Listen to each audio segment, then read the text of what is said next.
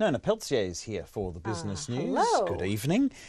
Air New Zealand tonight, they've told shareholders at the meeting in Christchurch today the airline is facing headwinds.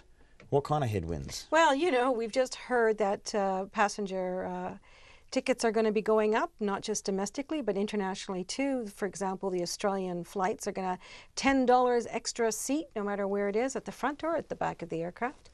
So that's not going to be a big surprise, I guess, to not just to Air New Zealand shareholders, but anyone who goes to the pumps. I mean, you know, crude oil prices are at a 4-year high, and they're going to stay there for a while, despite the efforts of Donald Trump to drive those prices down. The Russians and the OPEC nations are not that all interested in upping production, so don't expect prices to come down. And it's the old double whammy. Our dollar is also weaker.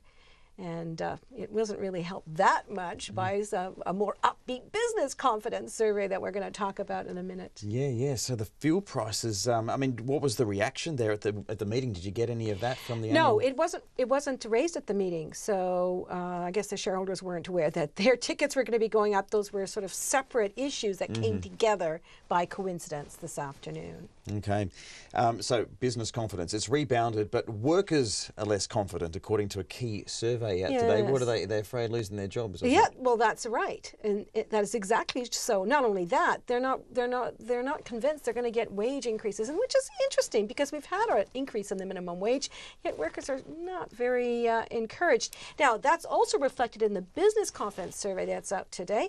The retail sector is more downbeat, while overall, the survey was upbeat a bit. The retail sector was more downbeat.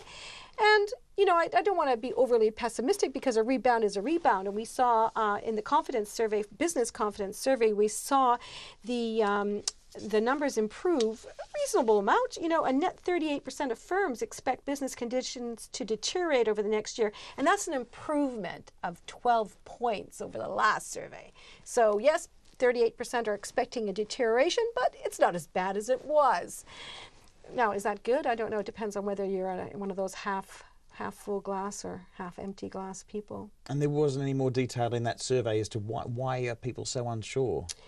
Well, look, it does follow the government's announcement of that business council, you know, that's led by coincidence, Air New Zealand's chief executive, Christopher Luxon. Okay, maybe that helped a bit, not sure. But, you know, overall, the number of firms expecting to reduce their investment in their own business and hiring intentions and so on. So investment in things that they would, you know, actually fell as well. So overall, though, the number expecting better times for their own businesses rose 4 points to a net 8%. These are still very low numbers. They don't indicate that the economy is, you know, steaming along. On the other hand, it doesn't indicate that the wheels have fallen off the economy either. Okay, you're having a bit each way. What about those markets today? A bit each way, I'd say for sure. Okay, so overall, though, you know, our market was, you know, rose just about 4 points to 9,350, and that confidence survey, even though it wasn't like wow, did show a little bit of a tick up after that. We went to from 66.5 cents to 66.7 US cents just a few minutes ago there at 91.7 Australian and 50.6 pence. So interesting day, and we're going to have the U.S. Federal Reserve is going to come out with their note on rate hikes tomorrow morning, and we'll also hear from the Reserve Bank where no change is expected. Okay, we'll get the latest on that then. Thank you very much, Nona You're welcome. Peltier.